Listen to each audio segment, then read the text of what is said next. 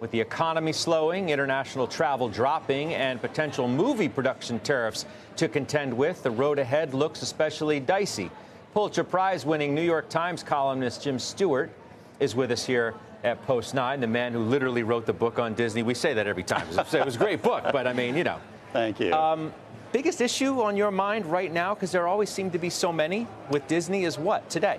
Well, Disney had all its previous headwinds, and now it has a whole new overlay of political, social, and global macro industrial things. And I guess you'd have to say that, like many companies right now, the risk of a recession, a major slowdown, is the biggest new risk to them. And it's significant for them. They are very dependent on consumer spending, consumer confidence, willingness to go to the theme parks, to spend at movies, to advertise. Advertising, right.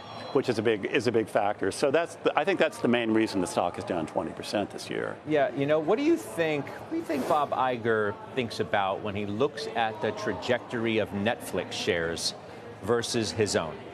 On many different levels, I wonder what he's thinking about in terms of do you try to spend more to compete more? Do you still tighten the belt? What do you do? Yeah, the Netflix model, has bedeviled the traditional studios since they came upon the scene. They didn't have all the legacy networks to have to contend with, and I think that's the main competitive advantage that they've had. Meanwhile, they're spending.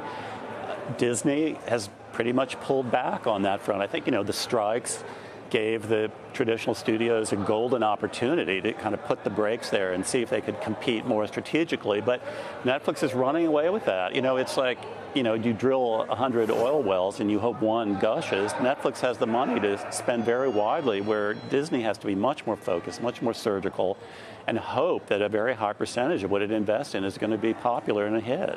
When you saw the headline or the social media post about the movie production tariffs, which are not in place today, and they may not be tomorrow, and they may never come to fruition, but nonetheless, it seemed to send shivers down the back of people out in Hollywood. What was your reaction? Well, understandably, because tariffs, if they got applied to production outside the United States, it's going to raise costs tremendously.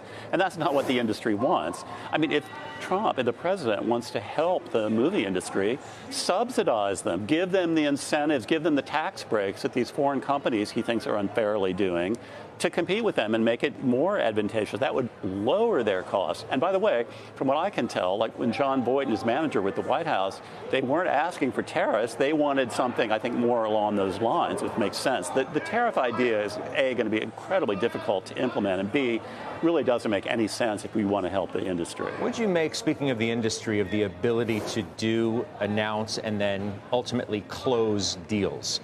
The FCC chair, who was on our network again from Milken, made it pretty clear, get with our program or forget about your deals. I mean, he was reasonably explicit in saying as much. Well, he should be explicit, because his actions have made it very clear that there is now an incredible political and social dimension, cultural dimension to whether these deals are going to get approved. These are not considerations of monopoly, unfair competition, the traditional business considerations that went into these, whether there's like some kind of fairness in the news broadcasting. It's very much tailored to this current political agenda, which of course includes things like diversity, equity, inclusion at the corporate level. Presumably that could be a factor. Or they're very publicly holding CBS's feet to the fire, delaying the approval of that deal month after month after month.